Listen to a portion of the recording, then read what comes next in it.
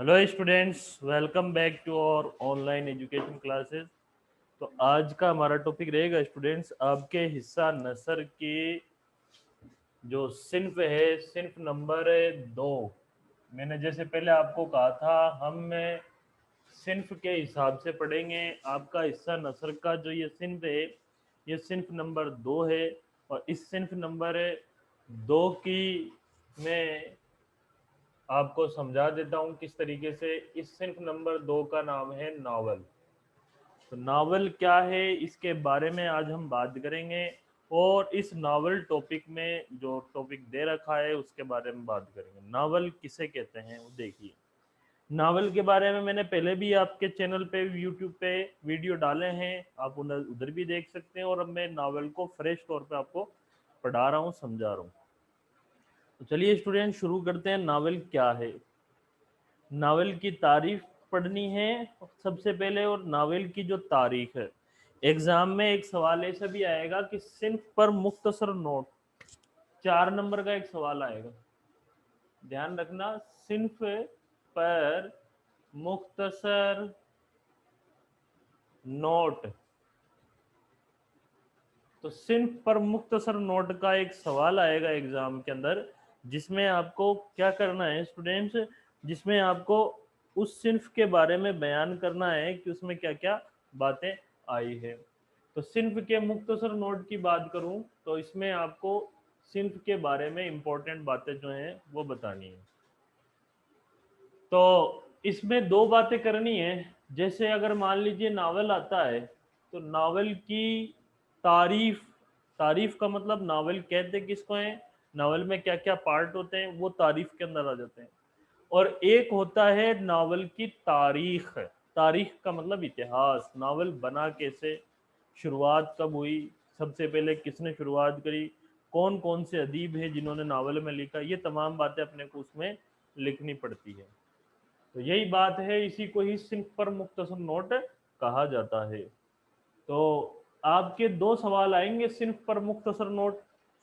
एक तो होगा 4 नंबर का, नसर की सिन्फ पूछा जा सकती है। और एक जो है वो नज्म की सिन्फ। तो नसर की जो सिन्फ है, नावल है, मुख्तसर अफसाना पढ़ेंगे हम, और तंजो मिज़ा पढ़ेंगे, और दास्तान पढ़ेंगे, ये जो मजमून निगारी पढ़ेंगे। तो ये जो सिन्फ है, ये कौन सी सिन्फ है, ये हिस्सा नसर की सिन्फ है। इनमें से कोई भी दो सिन्फ दे देगा और उन दो सिन्फ पर मुख्तसर नोट लिखना। तो मुख्तसर नोट का मतलब समझिए, उसमें दो बातें आना जरूरी है।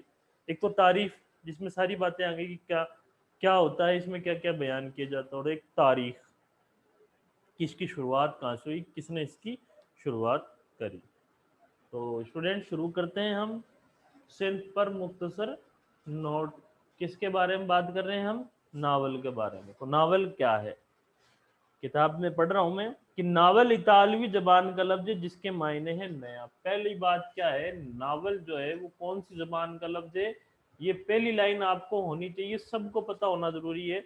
नावल इतालवी जुबान का लफ्ज है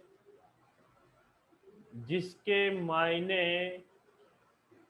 है नया। नावल इतालवी जबान का लफ्ज है जिसके मायने है नया। तो ये बात क्लियर हुई आपकी कि नावल कौन सी जबान का लफ्ज हुआ, नावल इतालवी जबान का लफ्ज हुआ है जिसका मायना होता है नया। अब नावल किसको कहते हैं, आगे बात जारी है कि नावल इतालवी जबान का लफ्ज है जिसके मायने नया के हैं। जिंदगी की अक्कासी करने वाले मुसलसल किस्से या कहानी को नावल कहा जाता। तो ये पहली बात थी। दूसरी इंपॉर्टेंट बात क्या है कि जिंदगी की अक्कासी करने वाले मुसलसल किस्से या कहानी को नावल कहा जाता है। ये आप लिख लेंगे, जो भी मैं बता रहा हूँ इंपॉर्टेंट बातें आप अपनी कॉपी में लिखेंगे कि नावल कौन सी जबान का लफ्ज हुआ, नावल इतालवी जबान का लफ्ज हुआ। जिसके मायने क्या हैं, जिसके मायने हैं नया।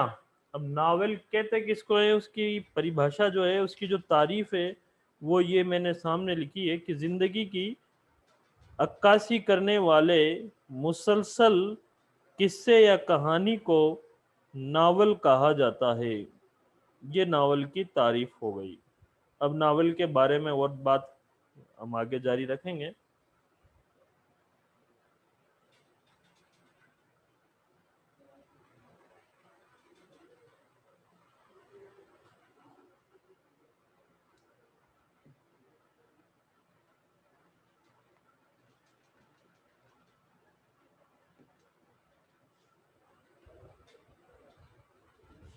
आगे स्टूडेंट्स में बात आ रही है कि ये कहानी की जदीद सिन्फ है जो दास्तान के बाद मंजर आम पे आई। तो द नावल जो है, उर्दू अदब में नावल की शुरुआत कब हुई? पहले दास्तान आई।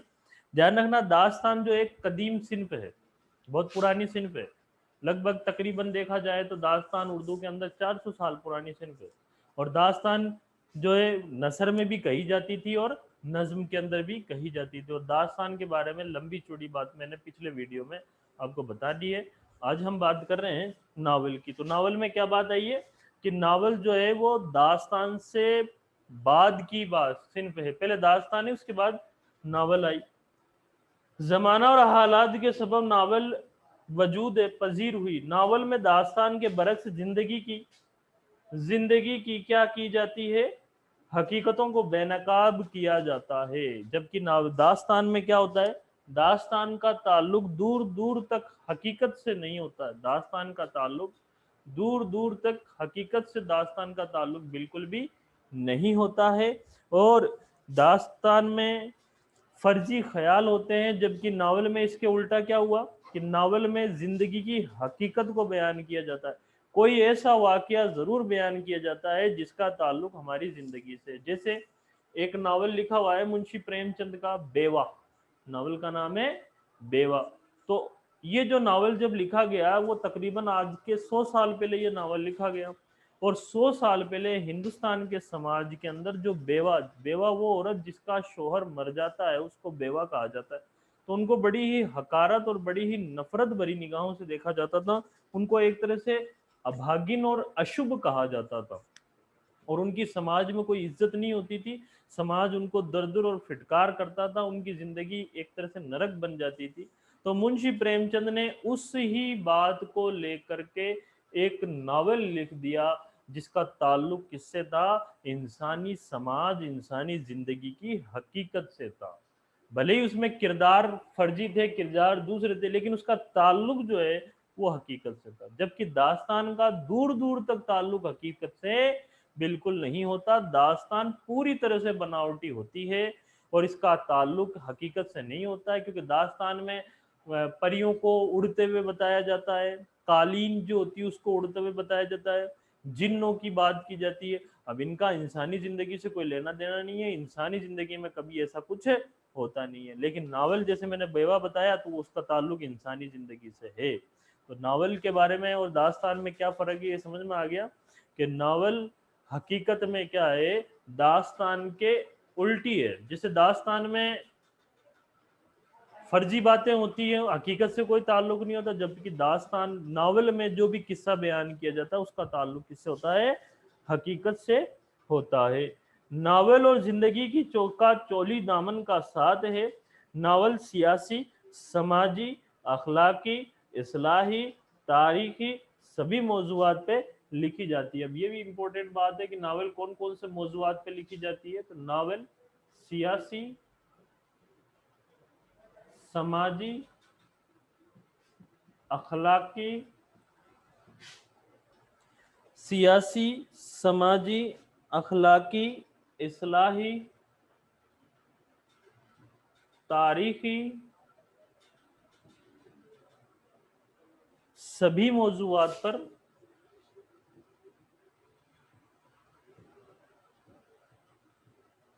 लिखी जाती है। तो ये नावल की खूबी हो गई। तीसरी इंपॉर्टेंट बात क्या है नावल के बारे में कि नावल जो है सियासी, समाजी, अखलाकी, इस्लाही, तारीखी। सियासी मतलब राजनीति से संबंधित, समाजी मतलब सामाजिक, अखलाकी मतलब व्यवहारिक कि व्यवहार कैसा होना जरूरी है, इस्लाही मतलब कि समाज में अगर कोई बुराई है तो उसकी इस्लाह यानी उसको उसका हल कैसा निकाला जाए उसको कहा जाता है इस्लाही। और तारीखी मतलब इतिहास से संबंधित। तो ये इसके मायने हो गए, यानी इन तमाम मौजूआत पर नावल क्या है, लिखी जा सकती है। दूसरी बात क्या है एम कि नावल में जो किरदार होते हैं, जो पॉइंट होते हैं वो कौन कौन से हैं वो मैं यहां लिख रहा हूं, ये इंपॉर्टेंट बात है। नावल में कौन कौन से पॉइंट होते हैं? पहला पॉइंट कहानी का, दूसरा पॉइंट जो है प्लॉट होता है, तीसरा जो पॉइंट है वो किरदार है, और चौथा जो पॉइंट है वो है मुकालमे।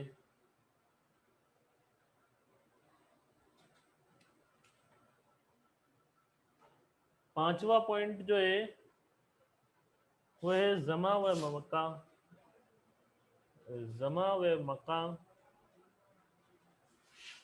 छठा जो पॉइंट है वो है उसलूब। सातवां जो पॉइंट है वो है नुक्ताए नजर। और आठवां जो पॉइंट है वो है नावल का अर्तका, नावल का अर्तका। तो ये स्टूडेंट्स आप अपनी कॉपी में लिख लेंगे, ये 8 पॉइंट नावल में कौन कौन से 8 पॉइंट है। छोटा सवाल भी पूछा जा सकता है कि नावल के जो पॉइंट है वो कौन कौन से हैं। 8 कौन कौन से हैं? कहानी, प्लाट, किरदार, मुकालमे, जमा व मका, इसलूब और नुक्ताए नजर और नावल का अर्थ का। इनका क्रम याद रखेंगे, क्रम ऊपर नीचे मत करना, जो जिस क्रम में आ रहा है उसको उसी क्रम में ही लिखना है, अगर एग्जाम में आ जाता है तो देख लेंगे। तो ये है नावल की बातें। आप क्या है बातें जो मैंने लिखी है, जो भी इंपॉर्टेंट बातें हैं वो मैं यहाँ बोर्ड पे आपको लिखाता जा रहा हूँ।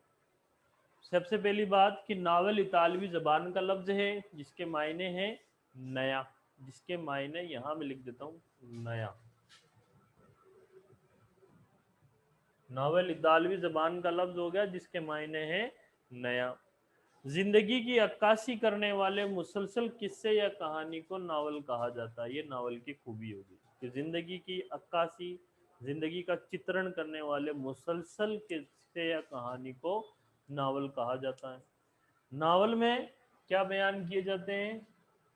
सियासी, समाजी, अखलाकी, इस्लाही, तारीखी सभी मौजूआत पर लिखी जाती है।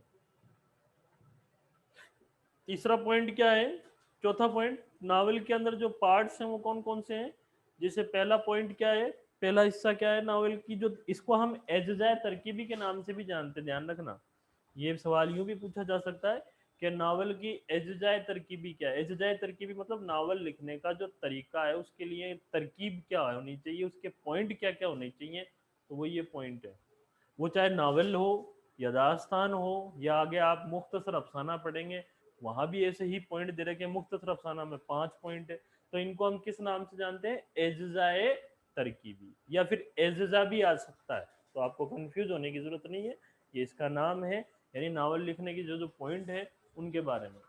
फिर नावल में कहानी है, प्लाट है, किरदार है, मुकालमे है, जमा व मका है, असलूब है, नुक्ता नज़र है और नावल का अर्थ का। ये 5 पॉइंट, 8 पॉइंट नावल में। अब हम इन पर हर पॉइंट के बारे में हम पढ़ेंगे, मालूमात करेंगे। ये इंपॉर्टेंट बात थी नावल की जो मैंने यहाँ लिखी है।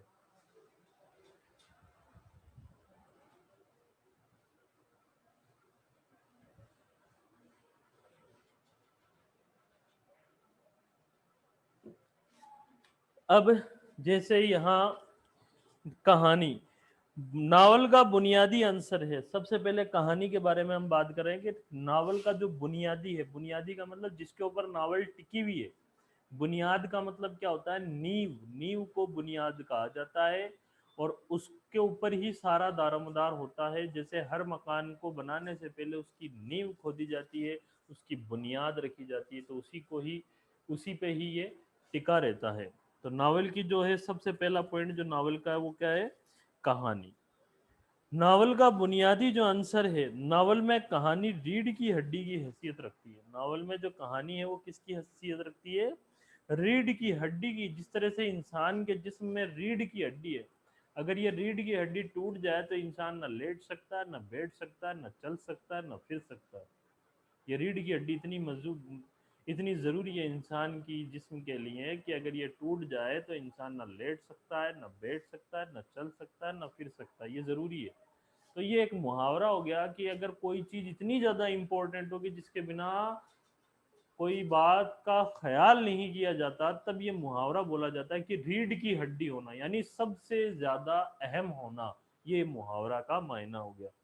तो नावल का बुनियादी जो आंसर है वो क्या है, कहानी है। और ये नावल में किसकी हैसियत रखता है, रीढ़ की हड्डी की हैसियत रखता है। हर अफसानवी सिर्फ, चाहे वो दास्तान हो या चाहे नावल हो या मुख्तसर अफसाना हो या ड्रामा हो, सभी में कहानी उसका अहम हिस्सा होती है। नावल में हकीकी जिंदगी की कहानी को पेश किया जाता है। जैसे शुरुआत अपन ने पढ़ा था कि नावल का ताल्लुक किससे होता है, इंसानी जिंदगी की हकीकत से होता है। तो नावल में जो है इंसानी जिंदगी की क्या बयान की जाती है, हकीकत को बयान किया जाता है। नावल में हकीकी जिंदगी की कहानी पेश की जाती है कदीम जमाने से ही। कदीम का मतलब होता है पुराना, और जदीद, जदीद का मतलब होता है नया। कदीम जमाने से ही इंसानी किस्से या कहानियों में दिलचस्पी लाता रहा है, लेकिन वक्त के साथ साथ इनका रूप बदलते रहते हैं। हर कहानी में इब्तिदा होती है, दरमियानी हिस्सा नुक्ताए उरूज होता है, फिर कहानी अंजाम पर ख़त्म होती है। कहानी में दिलचस्पी का बरकरार रहना इंतहाई ज़रूरी है। कहानी में जो दिलचस्पी होती है उसका बरकरार रहना बहुत ज़रूरी है। अगर कहानी में दिलचस्पी नहीं रहेगी तो वो कहानी कामयाब नहीं होगी। दिलचस्पी का मतलब क्या है, सस्पेंस। सस्पेंस को दिलचस्पी कहा जाता है। दूसरा हिस्सा क्या है, प्लॉट। देखिए सबसे पहले भैया आप नावल लिख रहे हैं तो नावल लिखने के लिए उसका जो कहानी है, जो आपने कहानी चुनी है, वो कहानी उम्दा होना जरूरी है। ठीक उसी तरह से जैसे आज के ज़माने में हम फिल्में देखते हैं, तो फिल्में वही सुपरहिट होती हैं जिनकी कहानी अच्छी होती है। तो कहानी के ऊपर ही दारोमदार होता है। फिर उसके बाद आते हैं प्लॉट। अब भाई कहानी तो हो गया, प्लॉट क्या होता है कि उस कहानी के अंदर जो वाकयात होंगे, वाकयात मतलब जो घटनाक्रम होंगे, उनका जो तरतीब होगी उसको क्या कहा जाता है, प्लॉट। जैसे आप मान लीजिए अब कौन सा सीन आएगा, जो सीन जो होता है ना, सीन, हम फिल्मी दुनिया के हिसाब से बात करूं तो मैं सीन, सीन को ही वाकयात कहा जाता है। समझ में आ गई है क्या, जो सीन है, सीन दृश्य, ये कि अब ये सीन आएगा, अब ये सीन आएगा, अब ये सीन आएगा, तो उस सीन के जो को ही क्या कहा जाता है, वाकयात। तो उनको जो तरतीब से जमा करने का नाम ही क्या है, प्लॉट है। जैसे अब कोई भी फिल्म बनती है तो उसके सारे सीन शूट कर लिए जाते हैं, उसके बाद उन सीन को एक जगह सीक्वेंस में जमा किया जाता है कि अब कौन सा सीन आना चाहिए, अब कौन सा सीन आना चाहिए। तो इसी का नाम प्लॉट होता है। क्या है प्लाट का मतलब, क्या याद रखोगे कि प्लाट वो है जिसमें वाकयात को तरतीब के साथ बयान किया जाता है। याद रह जाएगा आपके, प्लाट वो है जिसमें वाकयात को तरतीब के साथ बयान किया जाता है। लिख देता हूं, नहीं आता है। दूसरा पॉइंट, प्लाट क्या है, प्लाट, प्लाट में वाकयात को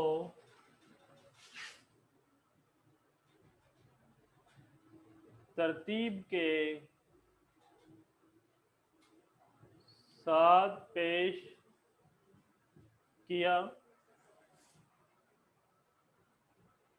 जाता है, जिसमें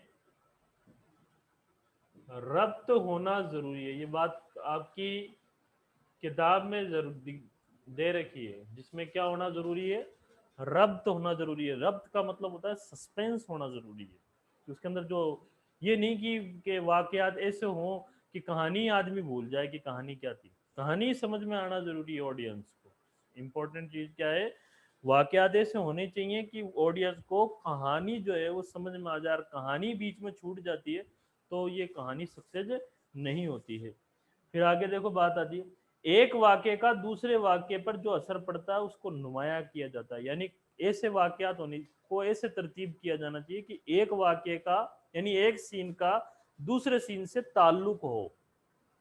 तो वाक्यात का एक वाक्य का दूसरे वाक्य से असर पड़े, उसको नुमाया हो। प्लाट दो तरीके के होते हैं, एक तो मरबूत प्लाट होता है और दूसरे होते हैं गैर मरबूत प्लाट। दो तरीके के होते हैं, कौन कौन से? मरबूत और एक है गैर मरबूत।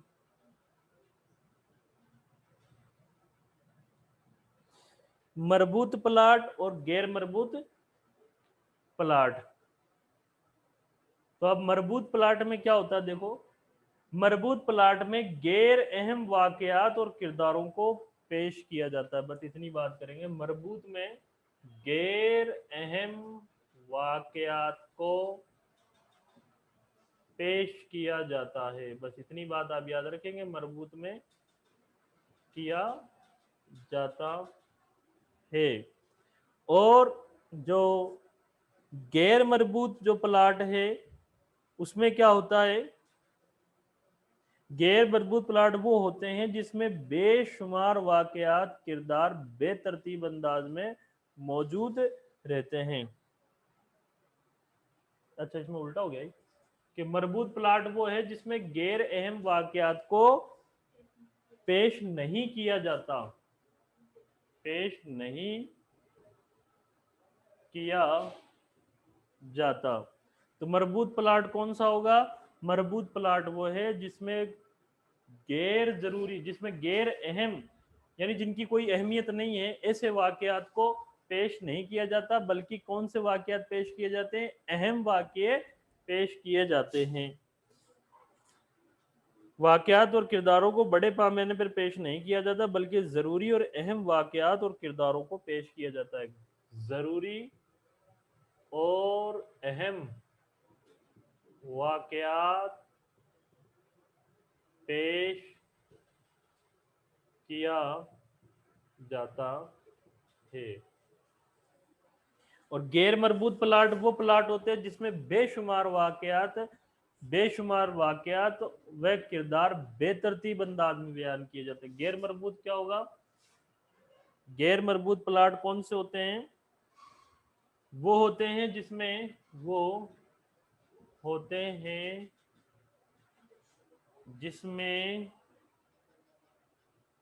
बेशुमार वाकयात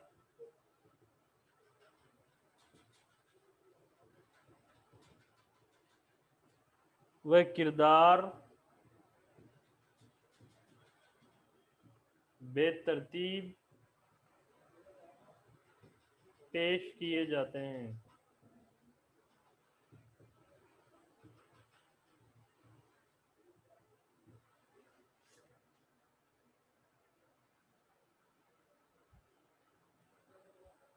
ये इंपॉर्टेंट बात है। अब चाहे ये वाली बात जो मैंने लिखाई है उसे याद कर लें या आप किताब में जो लिखी है उसको याद कर लें। अगर प्लाट वाली बात आ जाती है, प्लाट का जो पॉइंट है वो आ जाता है, तो उसको आप इसी तरीके से लिखेंगे। मरबूत प्लाट कौन सा होगा? मरबूत प्लाट वो है जिसमें गैर अहम वाकयात को पेश किया जाता है, नहीं किया जाता। जो अहम वाक्य नहीं है, जिनका अहमियत नहीं है ज़्यादा, तो उनको पेश नहीं किया जाता, बल्कि जो जरूरी और अहम वाकयात होते हैं, जो जरूरी और अहम वाकयात होते हैं उनको पेश किया जाता है। और गैर मरबूत प्लाट वो होते हैं जिसमें बेशुमार वाकयात व किरदार तरतीब के साथ पेश किए जाते हैं। इसका सीधी सी मोटी बात के मरबूत में तो क्या है, कौन से अहम वाक्य पेश किए जाते हैं, मेन जरूरी जो वाक्य आते हैं वो पेश किए जाते हैं। और गैर मरबूत में क्या है, जरूरी वाक्य पेश नहीं किए जाते, बेशुमार अंधाधुंध जिनकी कोई जरूरत नहीं है वैसे भी बातें बयान की जाती है। तो ये हो गया प्लाट। दूसरा है किरदार। अब भाई जो कहानी है उस कहानी को पेश जो किया जाता है वो किसके जरिए किया जाता है? किरदारों के जरिए। जैसे अगर कोई बाप का किरदार निभाता, कोई माँ का किरदार निभाता, कोई बहन का, कोई हीरो का, कोई विलन का, कोई किसी का किरदार निभाता है, तो ये जो कहानी है उस कहानी को निभाने के लिए जो किरदार होते हैं उस कहानी को आगे बढ़ाते हैं।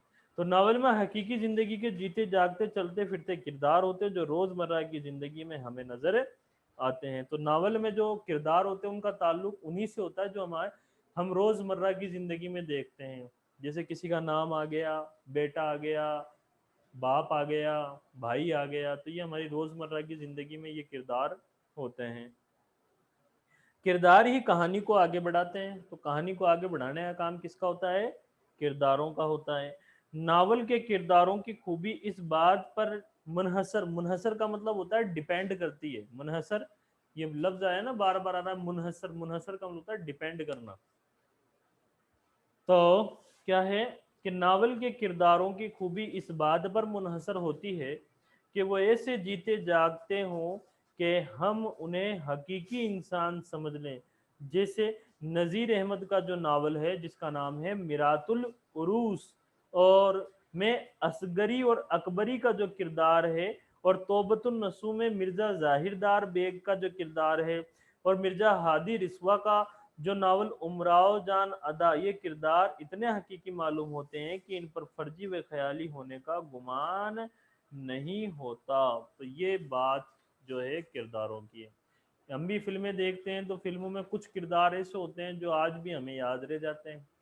आप बहुत सारी ऐसी फिल्में देखेंगे तो उसमें कुछ किरदार ऐसे हैं जो हमको आज भी उसी किरदार के नाम से ही उसको जाना जाता है। जैसे हम नाटक वगैरह देखते हैं तो नाटक में उसका रियल नाम तो अलग है लेकिन हम उसको दूसरे नाम से उसको पहचाना जाते हैं क्योंकि उसका किरदार ऐसा होता है कि वो हमेशा के लिए याद किया जाता है।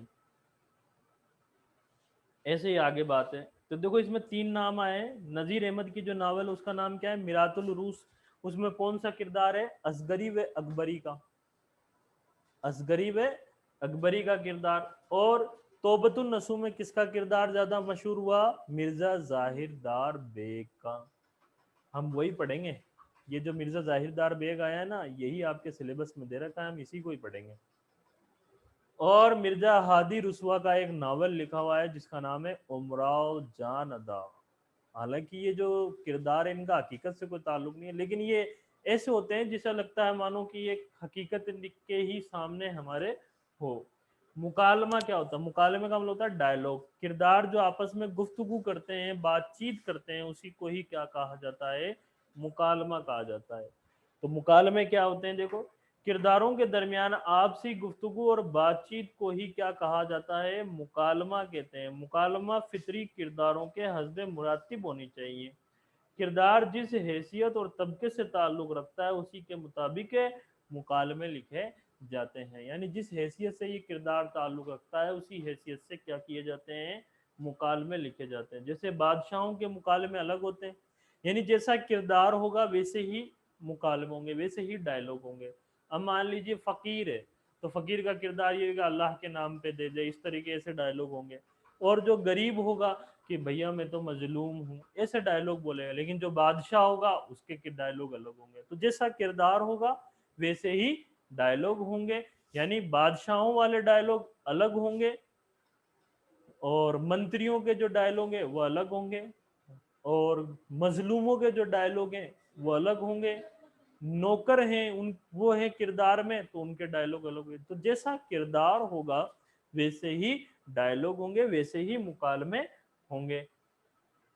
जैसे बादशाह के मुकालमों से उसके शाही मर्तबे और गुलाम के मुकालमों से आजीजी इनकसारी जाहिर होती है। तो बादशाह का जो मुकालमा होगा उससे क्या जाहिर होगा? उसका रुतबा, उसका जो शाहीपन जो है, उसका जो रुतबा है वो जाहिर होगा। और जो गुलाम होगा उसके गुलाम के जो मुकालमे हैं उनसे हमको किसका एहसास होगा? उसकी आजीजी का, उसका एकदम नरमाई का, उसका मजलूम पने का, उसका इजहार होगा। तो जैसा किरदार होगा वैसे ही डायलॉग होंगे। आगे देखिए नेक्स्ट, जमा व मका।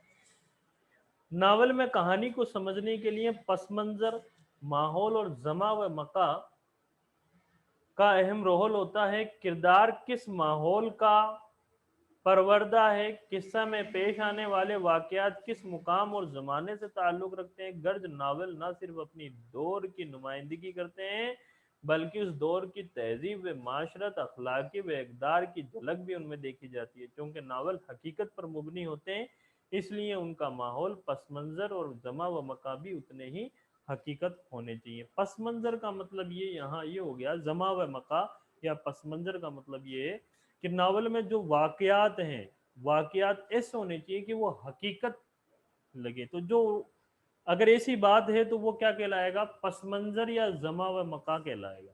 समझ में आ गई बात, कि नावल के अंदर जो किरदार है, जो वाकयात हैं, वो अगर हकीकत से ताल्लुक रखते हैं, यानी उनमें ऐसा होना चाहिए कि वो हकीकी लगे। तो अगर ऐसा है तो इसका मतलब नावल में क्या मौजूद है, जमा व मका मौजूद है। असलूब, असलूब क्या है, नावल में असलूब की अहमियत से हम इनकार नहीं किया जा सकता। इसलूब क्या है, इसमें नावल की कामयाबी का इन्हिसार होता है। इन्हिसार का मतलब स्टूडेंट मैंने बताया डिपेंड रहता है। हर सिन्फ अदब का असलूब मुनफरद होता है। नावल में वाकयात को तरतीब या हो या किरदारों का अर्तका हो या किस्सा में दिलचस्पी हो, उसमें सभी में नावल का बेहतरीन असलूब निगार नतीजा होता है। असलूब का मतलब होता है नावल में वाक्य को बयान करने का तरीका। समझ में आ गया। नावल में मान लिया कोई वाक्य आ रहा है, बेवा जो नावल है उसमें मान लीजिए वो बेवा कैसे हुई। अब वो जो वाकया है, जैसे उसका जो शोहर है वो गंगा में जाता है तो उसको एक कमल का एक फूल तिरता हुआ दिखाई देता है, तो वो चाहता है कि वो मैं मेरी बीवी के लिए लेके आऊं और मेरी बीवी के बालों में लगाऊं। तो उसको तैरता तैरता वो इतनी दूर चला जाता है कि एकदम मजेदार बीच में चला जाता है, और बीच में जाने के बाद में वो वहीं डूब के मर जाता है। तो इस तरह से वो नावल में जो बेवा है वो बेवा हो जाती है। तो अब ये जो वाकया है, अब इस वाकये को मुसन्निफ कैसे बयान करता है, तो उसके जो बयान करने का जो तरीका है उसी को ही क्या कहा जाता है, असलूब कहा जाता है। तो नावल में वाकयात और किरदारों के जो डायलॉग होते हैं उनको बयान करने का जो तरीका है उसी को ही असलूब कहा जाता है। अब देखिए नुक्ता नजर, ये भी इंपॉर्टेंट है। नुक्ता नजर का मतलब हो गया एटीट्यूड, दृष्टिकोण। हिंदी में बात करें दृष्टिकोण, यानी हर इंसान का अपना एक नजरिया होता है। जैसे मान लीजिए मैं इस पेन को हूं, तो इस पेन को देखने का मेरा नजरिया अलग है, आपका देखने का नजरिया अलग है। तो हर एक चीज का देखने का नजरिया हर इंसान का अलग होता है। वैसे ही नावल जो लिख रहा है उसका नजरिया कैसा है, उसका नुक्ता नजर कैसा है, वो भी जरूरी है। उसका नुक्ता नजर ऐसा होना चाहिए कि वो जो नावल लिख रहा है उसमें उस जो बुराई को जिस बुराई को वो सामने लाना चाहता है उसके माइंड में भी ये बात रहनी चाहिए कि इस बुराई का खात्मा हो। जैसे मान लीजिए मुंशी प्रेमचंद ने नावल बेवा लिखी है, तो उसमें मुंशी प्रेमचंद का ये नुक्ता नजर जरूरी है कि वो बेवाओं की जो जिंदगी है उसको वो सुधारना चाहते हैं। अब मान लीजिए मुंशी प्रेमचंद ही नावल लिख रहे हैं, बेवा लिख रहे हैं, और वो खुद ही ये नहीं चाहते कि बेवाओं की जिंदगी खुद सुधरे, तो इसका मतलब फिर वो नावल सक्सेस है नहीं होता। तो जो नावल लिख रहा है उसका जो नुक्ता नजर है वो भी बहुत जरूरी है। तो निगारी, नावल निगारी में जिंदगी के जिस पहलुओं को किरदारों के जरिए कारी तक पहुंचाया जाता है। कारी किसको कहते हैं, कारी का मतलब होता है पढ़ने वाला। नावल क्या है, एक किताब होती है जिसको लिखा जाता है, तो इसको जो पढ़ने वाला होगा वो कारी है। जैसे हम नावल पढ़ रहे हैं तो हम सब क्या हो गए, कारी हो गए। हमने थोड़ी लिखा है ये जो बातें मैं लिख रहा हूँ हमने थोड़ी लिखी है, हम क्या है, कारी है। कारी क्या होता है, पढ़ने वाला। समझ में आ गई। तो नावल निगारी जिंदगी के जिस पहलुओं और किरदारों के जरिए कारी तक पहुंचाया जाता है उसमें उसका नुक्ता नजर वाज़ेह तौर पर सामने आ जाता है। जैसे नज़ीर अहमद की जो नावल है उनको पढ़ने पर हम उनका कौन सा नुक्ता नजर देखते हैं, नज़ीर अहमद की नावलों में कौन सा नुक्ता नजर है, इस्लाही नुक्ता नजर सामने आता है। कौन सा नुक्ता नजर सामने आता है, इस्लाही। इस्लाही का मतलब हल निकालना, यानी भाई कमियां तो कोई भी बता सकता है कि ये कमियां हैं, मेन है उस कमी को दूर करना। तो जो कमी है, जो परेशानी है, उसका जो हल है, उस हल को ही क्या कहा जाता है, इस्लाही। इस्लाही मतलब सुलह करवा देना, इस्लाह करवा देना। तो नजीर अहमद की नावल में कौन सा नुक्ता नजर सामने आता है, इस्लाही नुक्ता नजर सामने आता है। उमराव जान अदा के किस्से को पढ़कर हमें अंदाजा हो जाता है कि उनके उमराव जान अदा के किस्से को पढ़कर हमें कौन सा नजरिया सामने आता है। तो ये जो मैं पढ़ रहा हूँ ना, उमराव जान अदा, नजीर अहमद की नावल, ये सब जो है नावल हैं जो लिखे गए हैं उर्दू में, इन सभी में जो नुक्ता नजर है वो कौन सा रहा है, उसके बारे में बात आ रही है। हमें अंदाजा हो जाता है कि इंसान बजाते हो राय रास्त पर होता है, लेकिन हालात वाकयात भी उसे बुरे रास्ते पर ले जाते हैं। तो उमराव जान अदा की ऐसी कहानी है कि मैं थोड़ा सा बता दूं आपको। उमराव जान अदा एक तवायफ की कहानी है। तवायफ वो होती है जो आज भी पुराने ज़मानों में ख़ास तौर से जो नाचने का काम करती थी, उनका जो कोठा जिसको कहते हैं, वहाँ जो नाचने का जो औरतें काम करती थी उसको तवायफ कहा जाता था, जिसको समाज में इज्जत की नज़र से नहीं देखा जाता। एक औरत के लिए इज्जत की का वो काम नहीं होता।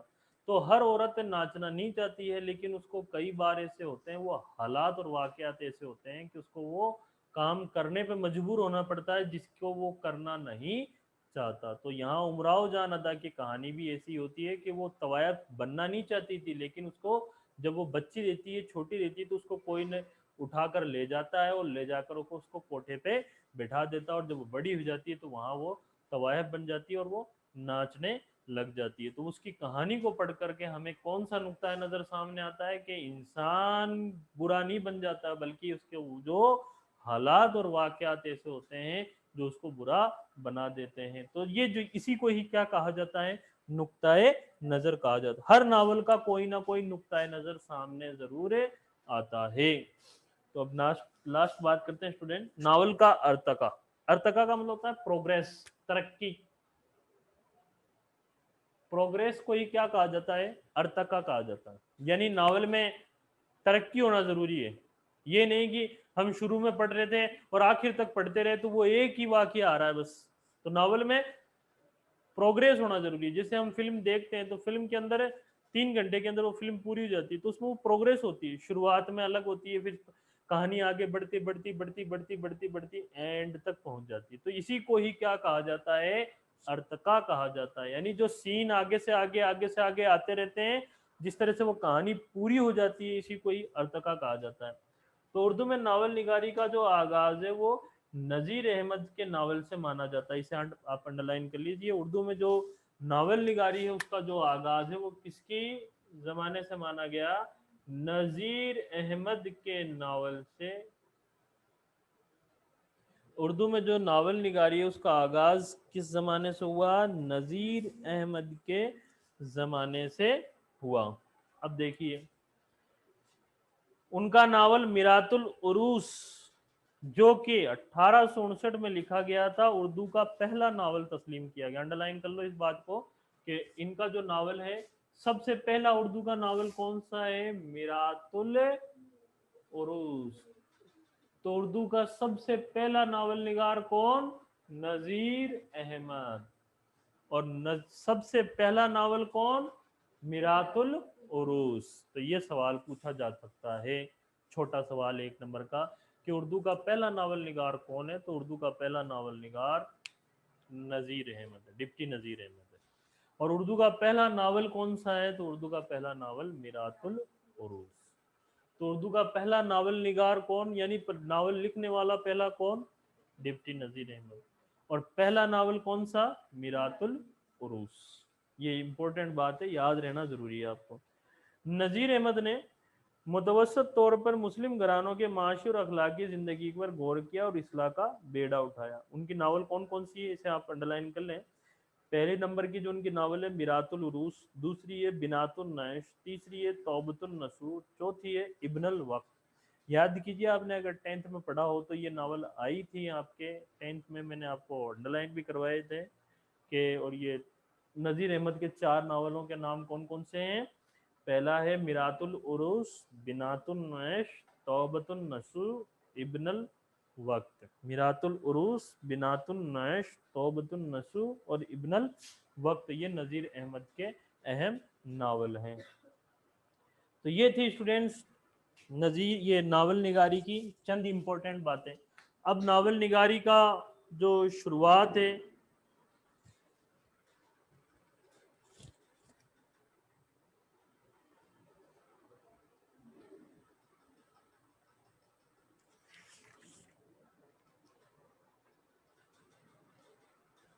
अब नावल की जो तारीख है, कि नावल की जो इतिहास है वो कैसा रहा है। तो यहाँ से हम पढ़ लेंगे, ये जो अपन पढ़ रहे हैं नज़ीर अहमद वाली बात, ये नावल का क्या है, तारीख हो गई। अब तक जो मैं पढ़ा रहा था वो नावल की क्या थी, तारीफ। तारीफ में क्या बयान किया जाता है कि उसमें किसे कहते हैं, इसमें क्या क्या बातें होती वो बातें। और तारीख में क्या बयान किया जाता है, तारीख में इसकी शुरुआत कहाँ से हुई, उसके बाद किस किसने लिखा। तो नावल की शुरुआत कहाँ से हुई, डिप्टी नज़ीर अहमद के यहाँ से। उर्दू का पहला नावल निगार कौन, डिप्टी नज़ीर अहमद। अब देखिए आगे स्टूडेंट के पंडित रतन नाथ सरसार का मशहूर नावल है फसानाए आज़ाद, ये भी उर्दू का बेहतरीन नावल है। फिर देखिए आगे नीचे नंबर पैराग्राफ में मिर्जा हादी रुस्वा का जो नाम है वो शाहकार नावल, उनका नाम क्या है, उस नावल का क्या नाम है, उमराव जान अदा की वजह से अदबी हलकों में बहुत मशहूर हुआ। ये एक बेहतरीन नावल है जिसमें नफ्सियाती ताज़ी भी मौजूद है और लखनवी तहजीब भी। आपने ज़ात शरीफ है, शरीफ ज़ादा अख्तरी बेगम अफशाए राज नावल भी लिखे। प्रेमचंद उर्दू के मशहूर और कामयाब नावल निगार है।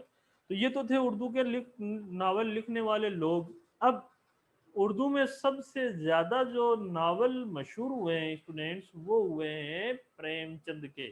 तो उर्दू का सबसे मशहूर और कामयाब नावल निगार है वो कौन है, मुंशी प्रेमचंद। तो मुंशी प्रेमचंद के नावलों में हमको क्या देखने को मिलता है, इन्होंने समाजी मसाइल व दही जिंदगी, दही जिंदगी मतलब देहात की जिंदगी, गांव की जिंदगी, दही जिंदगी का मतलब क्या हो गया, गांव की जिंदगी और हकीकत निगारी को नावल में जगह दी। उन्होंने बहुत से नावल लिखे, उनमें जलवाए ईसार, बाजार हुस्न, गोशाए आफियत, गबन, निर्मला, पर्दा मिजाज, चौगान, हस्ती, बेवा, मैदान अम्ल और गोदान, ये मुंशी प्रेमचंद के अहम नावल है। टोटल 12 होने चाहिए। मुंशी प्रेमचंद ने अपने पूरी जिंदगी में 12 नावलें लिखी हैं। कौन कौन सी हैं, जलवाए ईसार, बाजार हुस्न, गोशाए आफियत, गबन, निर्मला, पर्दा मिजाज, चौगान हस्ती, बेवा, मैदान अम्ल और गोदान, ये मुंशी प्रेमचंद के नावल हैं। आपको कम से कम 4 तो याद होना चाहिए। पूछ सकता है बीच में से सवाल कि मुंशी प्रेमचंद के किन्हीं 2 मशहूर नावलों के नाम लिखिए। तो आप इन 11 या 12 जो भी हैं उनको आप में से आप 2 के नाम लिख दें। कौन कौन से ज्यादा मशहूर हुए वो बता देता हूँ। बाजार हुस्न, बेवा, मैदान अम्ल और गोदान, ये मुंशी प्रेमचंद के मशहूर नावल हैं। इन 12 में से ये 4 सबसे ज्यादा मशहूर हुए हैं। अब देखिए स्टूडेंट्स, मुंशी प्रेमचंद के इंतकाल के बाद, मुंशी प्रेमचंद का इंतकाल जो है वो 1936 में हुआ और 1936 तक उर्दू के अंदर मुंशी प्रेमचंद से बड़ा कोई नावल निगार था नहीं। तो मुंशी प्रेमचंद के इंतकाल के बाद 1936 में ही तरक्की पसंद तहरीक का आगाज हुआ।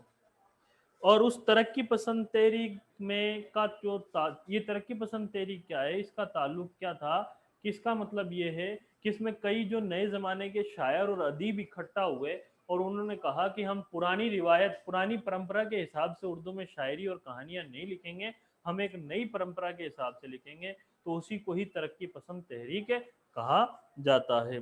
तरक्की पसंद तहरीक का आगाज जो है वो 1936 में हुआ, जिसने अदब को जिंदगी से करीब तर कर दिया।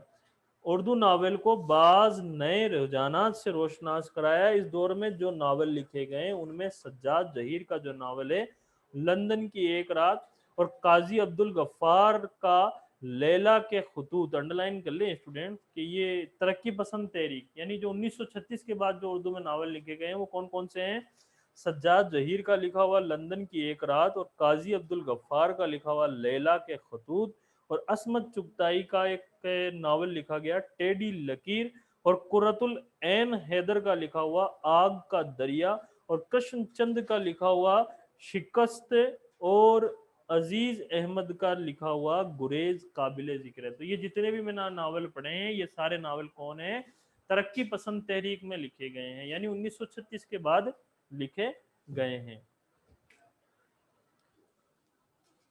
तो अब स्टूडेंट्स हम बात करते हैं, ये नावल का अर्तका हो गया, यहाँ ये नावल की बात पूरी हुई है। तो ये बात मैंने डिटेल में इसलिए पढ़ाई है ताकि आपको समझ में आ जाए।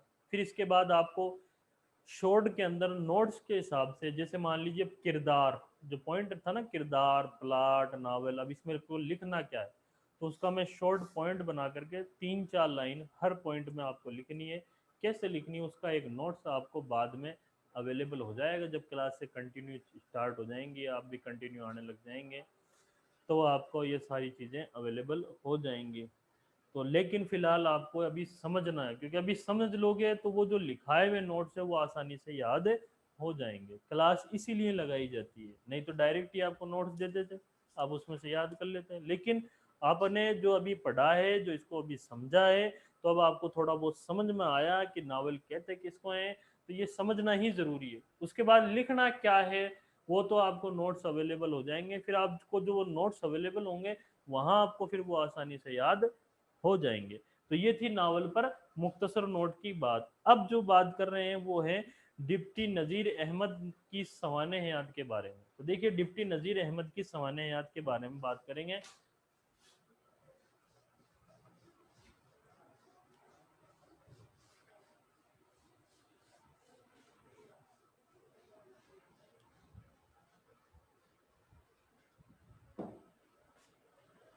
डिप्टी नज़ीर अहमद की जो सवाने हयात है उसके बारे में, इससे पहले जो मैंने पढ़ाया वो क्या था, नावल के बारे में पढ़ाया। अब मैं पढ़ा रहा हूँ डिप्टी नज़ीर अहमद की सवाने हयात। देखिए ये सवाल भी आएगा आपका, सवाने हयात का भी सवाल आएगा। जैसे सिंफ पर मुख्तसर नोट के टोटल कितने सवाल होंगे आपके, दो, एक तो नसर में से और एक नज़म में से। और ऐसे ही सवाने याद के भी कितने सवाल होंगे, दो, एक तो नसर का जो लिखने वाला है मुसन्निफ उसकी सवाने याद, और एक नज़म में लिखने वाला जो शायर है उसकी सवाने याद। तो आपको दोनों ही तरीके से तैयार रहना। और एक खुलासा जो है, खुलासा, इसके भी दो सवाल मिलेंगे। एक तो जो आप सबक पढ़ रहे हैं, जैसे अभी अपन ने दास्तान पिछली बार पढ़ी है, दास्तान क्या था, दास्तान का नाम क्या था जिसमें शेर पहले दरवेश की, जो मीर अमन का लिखा हुआ है। अब मान लीजिए ये आ जाता है, इसका खुलासा लिखना है। आप खुलासा मतलब इसमें क्या क्या बातें हैं वो बतानी है आपको, मेन मेन बातें, वो उसको खुलासा कहा जाता है। तो जितने भी आप सबक पढ़ेंगे नसर में से, तो सबक का खुलासा आ सकता है, आएगा। एक सवाल 4 नंबर का हो, एक सवाल होगा नज्म, जो आपकी 5 नज्में दे रखी है, उन 5 नज्मों में से कोई भी 2 नज्म देगा और उसका खुलासा लिखना है। तो खुलासे के 2 सवाल, सिर्फ पर मुख्तसर नोट के 2 सवाल, और सवाने याद के 2 सवाल। ये दोनों दो दो सवाल किस किस में से, एक सवाल नसर में से, एक नज्म में। जैसे सबक का खुलासा ये नसर में से हो गया, नज्म का खुलासा ये नज्म में से हो गया, सवाने हयात मुसन्निफ की ये नसर में से हो गई, सवाने हयात शायर की ये नज्म में से हो गई, और सिन्फ पर मुख्तसर नोट नसर में से, और सिन्फ पर मुख्तसर नोट नज्म में से। तो ये है 6 सवाल मैंने आपको यहाँ समझाए हैं, ये एग्जाम में आएंगे। हर सवाल 4-4 नंबर का होगा, तो टोटल ये बड़े सवाल कितने हो गए, 24 नंबर के ये सवाल हो गए। तो चलिए स्टूडेंट बात करते हैं आगे डिप्टी नज़ीर अहमद। इसलिए जो भी सवाने याद पढ़ाई जाती है और जो भी सिंफ आपको पढ़ाई जाती है उसको अच्छी तरह से समझ लें, अच्छी तरह से याद कर लें, तो ताकि आपको आसानी हो जाए। डिप्टी नज़ीर अहमद, इनका असली नाम है मौलवी नज़ीर अहमद, जो 1836 में बिजनौर में पैदा हुए। तो 1836 में बिजनौर में पैदा हुए,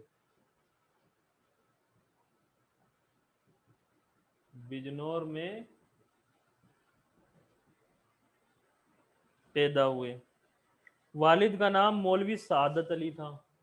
वालिद का जो नाम है वो क्या था, मौलवी सादत अली। ध्यान रखना ये डिप्टी नजीर तो बाद में लगा है इनके डिप्टी, पहले ये भी एक मौलवी थे। सादत अली जो अरबी फारसी की इब्तिदाई तालीम आपने अपने वालिद से ही हासिल की, और फिर मौलवी नसरुल्लाह खां साहब डिप्टी कलेक्टर बिजनौर, अरबी नजूम, मंतक और फलसफ पढ़ाया। 14 साल की उम्र थी तो वालिद उनको दिल्ली ले आए और तालीम व तरक के लिए आपको मौलवी अब्दुल खालिद के यहाँ सुपुर्द कर दिया गया, खालिद के यहाँ सुपुर्द किया गया। नज़ीर अहमद ने तालिब इल्मी के ज़माने में उस्ताद का हुक्म बजा लाने में कोई कसर बाकी नहीं छोड़ी।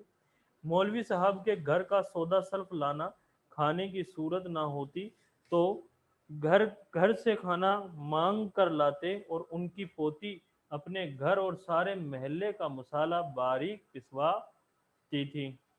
मौलवी साहब ने उनकी लियाकत और पढ़ाई में उनकी तरक्की को देखकर अपनी पोती की शादी उनसे कर दी। तो डिप्टी नज़ीर अहमद की शादी किनसे हुई? जिस उस्ताद के यहाँ वो पढ़ने जाते थे, उस उस्ताद ने मौलवी ये डिप्टी नज़ीर अहमद की काबिलियत को देखकर अपनी पोती की शादी डिप्टी नज़ीर अहमद से कर दी। दिल्ली कॉलेज में आपने दाखिला लिया और इंतहाई मेहनत व लगन से पढ़ाई पूरी कर की। फिर मुदर्रिस की हैसियत से पंजाब में तकर्रुर हुआ और डिप्टी इंस्पेक्टर मुदारिस कानपुर इलाहाबाद में आप मुकर्रर हुए। ताजिरात हिंद का तर्जुमे का काम भी किया। ध्यान रखना, डिप्टी नजीर अहमद ने जो भारत का जो संविधान है ताजिरात हिंद के नाम से किया। ताजिरात हिंद, भारत का जो संविधान है जिसे इंडियन पेनल कोड कहा जाता है, उसका जो तर्जुमा है वो किससे किया? ताजरात हिंद के नाम से किया। 1863 में डिप्टी कलेक्टर बने और सिरसलार जंग हैदराबाद ने उनको हैदराबाद बुलाया और उनके इंतकाल के बाद मौलवी साहब दिल्ली चले आए और बाकी ज़िंदगी दरस और तदरीस और तसनीफ व तालीफ में गुजारी। 1897 में उनको शम्सुल उलेमा का खिताब भी दिया गया। ये इंपॉर्टेंट बात है, अंडरलाइन कर लें। नज़ीर अहमद उर्दू के पहले नावल निगार है। अपन ने नावल निगारी में भी बात पढ़ ली है कि नज़ीर अहमद को उर्दू का पहला नावल निगार तस्लीम किया जाता है। आपने गैर शऊरी तौर पर नावल निगारी की शुरुआत की।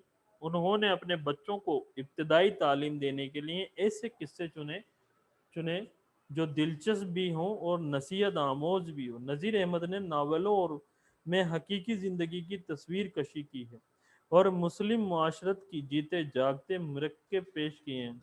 नज़ीर अहमद का हर नावल इस्लाही है। ध्यान रखना, नज़ीर अहमद की नावलों को पढ़कर हमको उनका कौन सा नुक्ता नज़र सामने आता है? इस्लाही। और किसी ना किसी समाजी ऐब को दूर करने का वो ख्याल रखते हैं। तो इस्लाही का मतलब कोई ऐब है उसको अगर दूर किया जाता है, इसको इस्लाही कहा जाता है। तो नज़ीर अहमद के नावलों को पढ़कर हमको ऐसा लगता है कि नज़ीर अहमद के नावल, तमाम नावल किसी न किसी समाजी ऐब को दूर करने के ख्याल से लिखे। इन्होंने अपने किस्सों में दीनदारी और खुदा तरसी को भी तवज्जो दी। नज़ीर अहमद ने अपने नावलों में खुदा तरसी, खुदा की बातें और दीन की बातों को भी शामिल किया है। इस्लाह माशरत का काम भी लिया उनकी नजर फन के बजाय।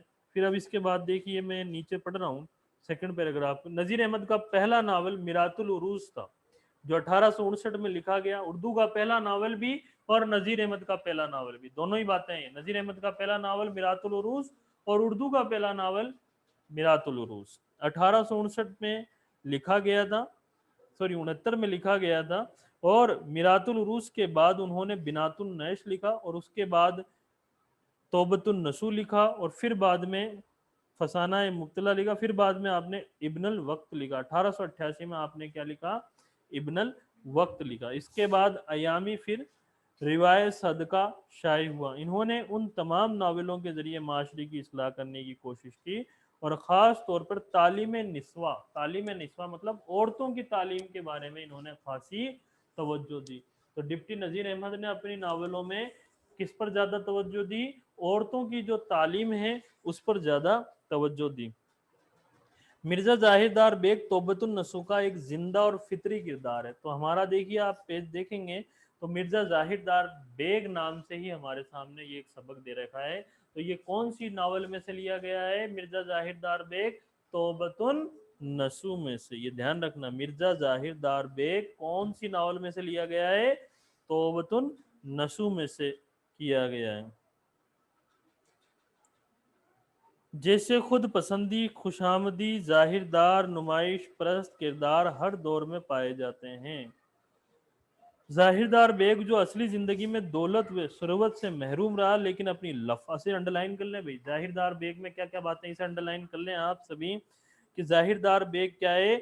जो खुद तो असली जिंदगी में क्या रहता है? दौलत से महरूम रहता है, यानी उसको जिंदगी में दौलत नहीं मिलती है, लेकिन अपनी लफाजी, लफाजी मतलब लंबी लंबी चौड़ी चौड़ी बातों से और अपनी जादू बयानी और अपने बात करने के अंदाज के जरिए और अपनी शान शौकत को कायम रखने में मसरूफ था। यानी मिर्जा जाहिरदार बेग एक ऐसा किरदार है जिसके बाद हकीकत में कोई दौलत नहीं थी, लेकिन वो अपनी लफाजी, अपनी लंबी लंबी बातों से वो अपने आप को लोगों के सामने कैसा पेश करता, बहुत बड़ा रईस का बेटा हो ऐसे पेश करता, और वो रईस लोगों में ही उठता बैठता और उनके तौर तरीके उसने सीख लिए थे, तो सभी लोग उसको रईस मानते थे और रईसों की खूब दावतें वो खाता था।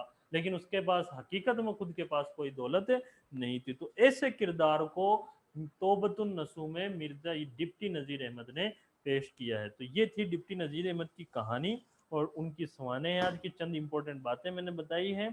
तो स्टूडेंट, सवाने हयात में भी आपको क्या क्या लिखना है, कैसे लिखना है, उसका भी आपको नोट से मिल जाएगा।